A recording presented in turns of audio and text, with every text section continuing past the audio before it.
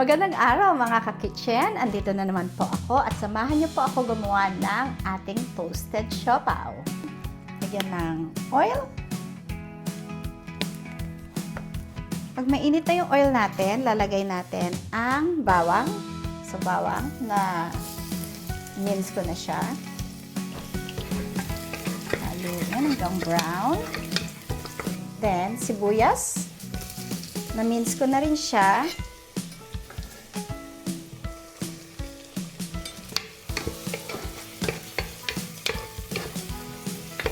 Lutuin lang natin yung sibuyas hanggang translucent siya. Add natin ang ating minced pork. Dalawang 500 grams minced pork. Brown lang natin yung minced pork.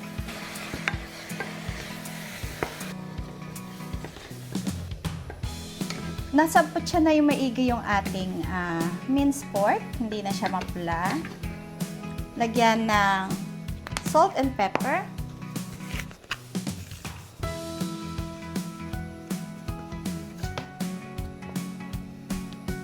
Ooh, marami.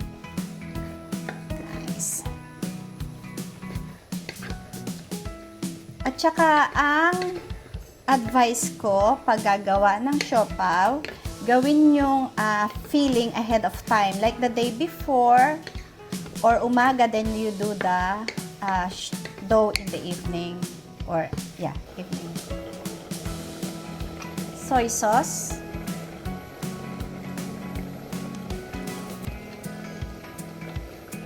Tatlong tablespoon muna.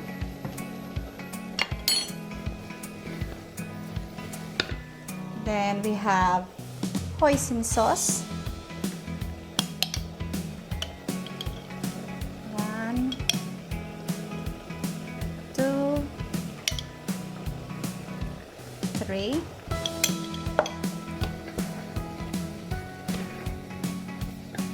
Lagyan natin ng sugar.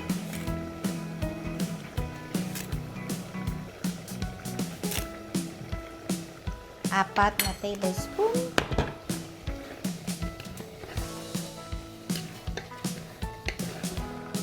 Star anise. So, tinikman ko, dagdagan ko pa siya ng 2 tablespoon ng hoisin sauce. Bale, nag-add na tayo ng 5 hoisin sauce, 5 tablespoon. Pag meron kayong char siu sauce, ito nabibili to rin sa Chinese store. Char siu sauce. So, maglagay tayo ng 2 teaspoon lang.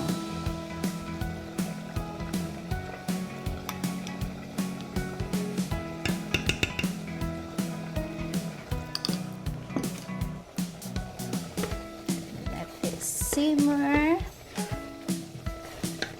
Yung char siu sauce, optional naman yun kung meron kayo or kung may mabili kayo, pero hindi naman, so like optional nga lang. Ngayon, gawa tayo ng cornstarch slurry. So, 3 tablespoon ng cornstarch, tapos water.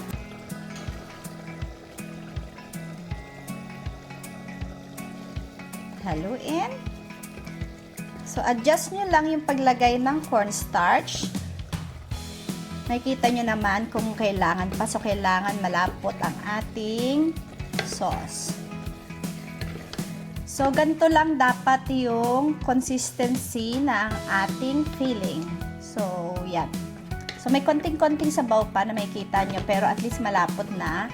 Leave natin to for few hours hanggang malamig. Tapos na natin yung filling ng ating siopaw. I-set aside natin to hanggang lumamig. And then, we'll start yung paggawa ng dough. Magandang araw mga ka-kitchen! Ngayon naman, samahan niyo ako gumawa ng siopaw dough. So, pagsimula, we need 1/4 cup ng ating lukewarm water. Not too hot kasi pag too hot, mamamatay yung ating yeast. Then we need 2 and 1/4 ng ating yeast. Lagyan natin ng sugar na 2 teaspoon din. Haluin natin.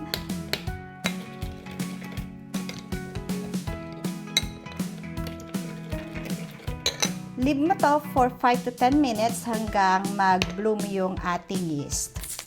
So, habang naghintay tayo ng ating yeast mag-bloom, start natin i-prepare ang ating mga kailangan. So, we need 4 cups ng flour.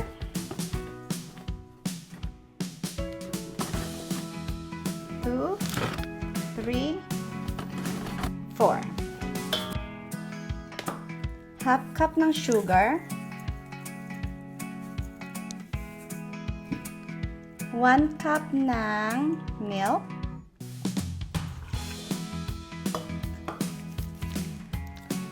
2 tablespoon ng lard. So, yan yung 2 tablespoon natin ng lard. Lagay nyo lang dyan. And 1 tablespoon ng ating baking powder.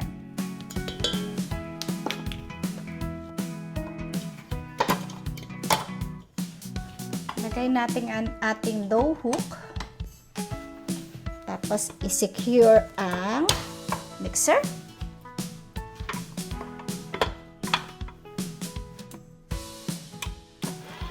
Number 1 lang siya, so dahan-dahan sa ating mixer.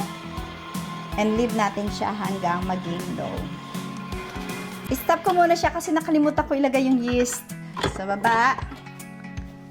Ito yung yeast natin. May kita nyo na after few minutes, nag-bloom na siya. So, that means, okay ang ating yeast.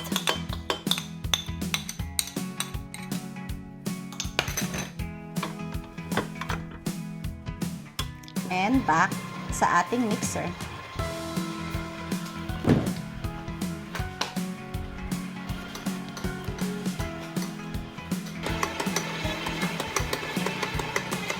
Okay na siya. So, check ko na lang siya ang window pane.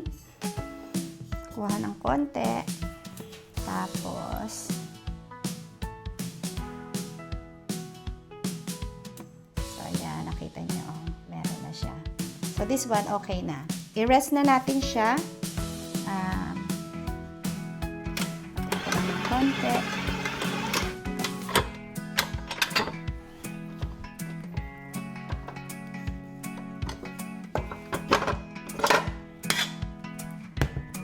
Transfer natin siya dito. Lagyan lang natin ng oil. Mixing bowl.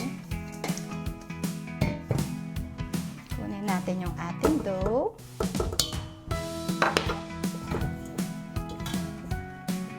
Medyo basa-basa pa siya, pero that's okay.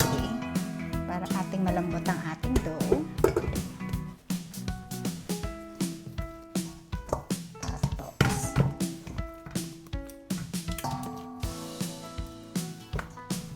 Tapos takpan and let it rest for an hour and a half, depende kung gaano kainit, or pwede nyong i-preheat ang oven nyo for 5 minutes bago ilagay yung dough. So, I'll leave it here for now and we'll wait until mag-double siya ng size. Check na po natin kasi naka na ng 1 hour. So, nag-double na siya ng size, malambot na siya. Now, na natin sila, weigh na natin. Hati-hati na natin siya sa desired grams natin.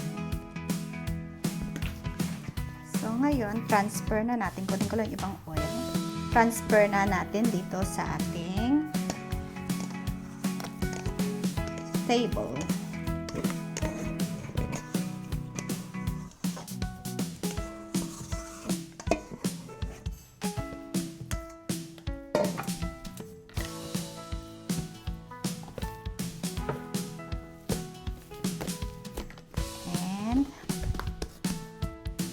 Gawin natin mga 50 grams. So, let's put 50 grams each. So, ulit-ulitin nyo lang hanggang matapos nyo, maubos nyo yung dough. Na tag 50, 47 to 50. Minsan 52, that's okay. Tapos, bilogin ng ganyan this side.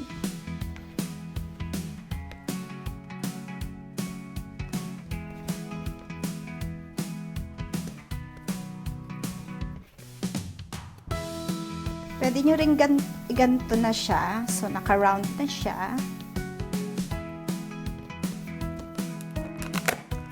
So, pwede kayong gumamit ng maliliit na cupcake cases or mag-cut kayo ng parchment paper. And we'll take one. Flatten. And make sure yung edges are mas manipis. Yung mga side. Tapos yung gitna, naka-umbok lang siya.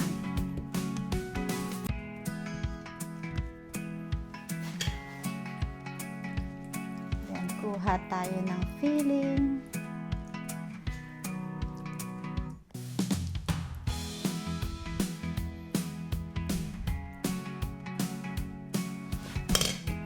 Tapos, grab, i-fold. Grab, fold, grab and fold, grab and fold, grab and fold. Pag marami tayong filling kasama, isusukop lang ng ganun. And then,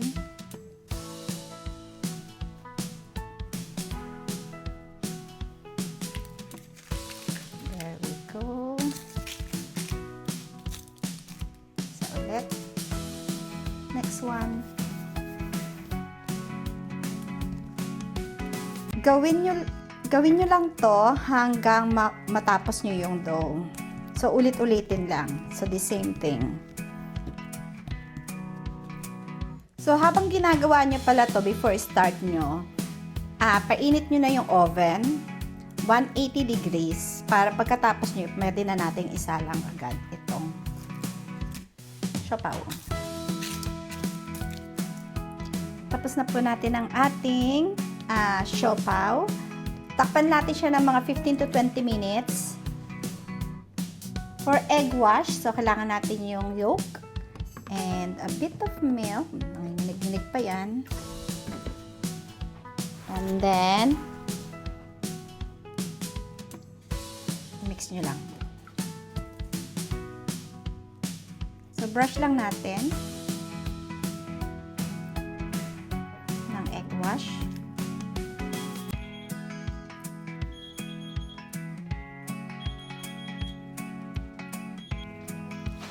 So, after half an hour, ready na siya. Lalagay na po natin siya sa oven.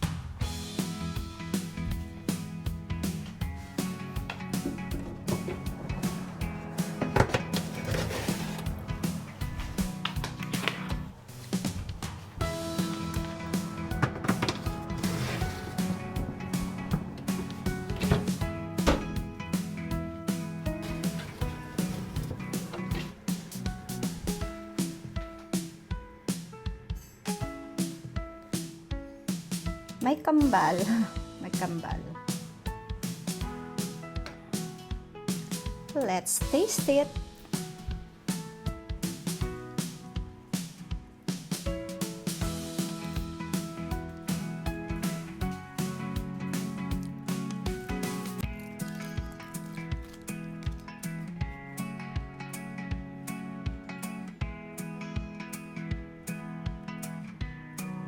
Let's taste.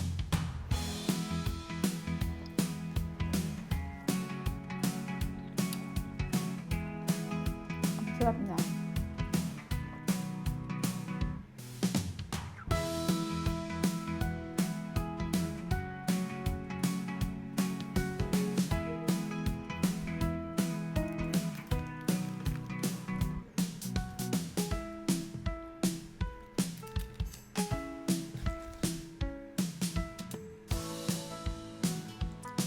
Thank you po for watching my video.